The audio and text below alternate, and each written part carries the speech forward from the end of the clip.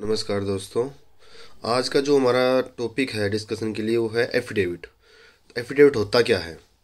Affidavit जिसको English में बोला जाता है, हिंदी में जिसको बोला जाता है शपथ पत्र या हल्फनामा।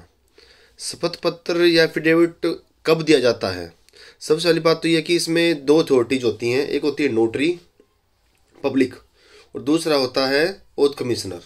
नोटरी पब्लिक को जो स्टेटमेंट दी जाती है, जो एफिडेविट दी जाती है नोटरी पब्लिक के सामने, वो किसी भी जैसे बर्थ सर्टिफिकेट हुआ या कोई भी ऑफिस में या पासपोर्ट में या किसी भी एडमिशन के टाइम कहीं भी उस समय जो भी डॉक्यूमेंट अटेस्ट करवाया जाता है वो नोटरी पब्लिक के द्वारा करवाया जाता है।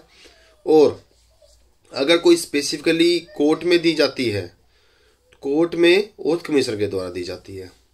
अब बात आती है कि जो हल्फनामा या एफिडेविट दी जाती है ये गवर्नमेंट्स भी देती हैं। आपने सुना होगा कि सरकार ने, चाहे केंद्र सरकार हो चाहे राज्य सरकार हो, उन्होंने सुप्रीम कोर्ट में, हाई कोर्ट में ये हल्फनामा दिया है।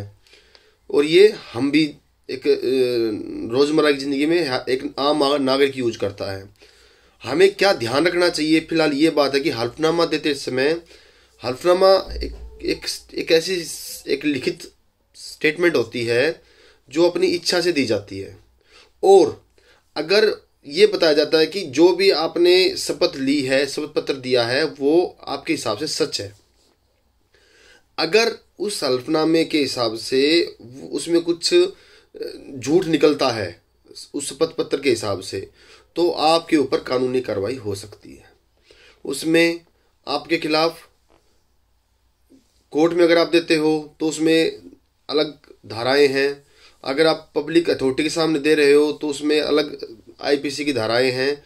और इसके अलावा अगर आप कोई ऐसी स्टेटमेंट देते हो जिससे कोई प्रोसिक्यूट हो रहा है या उससे किसी को नुकसान पहुंच रहा है, या आप उसको कैलकुलेट किया जाएगा फॉल्स एविडेंस के हिसाब से। तो फॉल्स एविडेंस यानी झूठे एविडेंस बनाना भी एक अपराध है।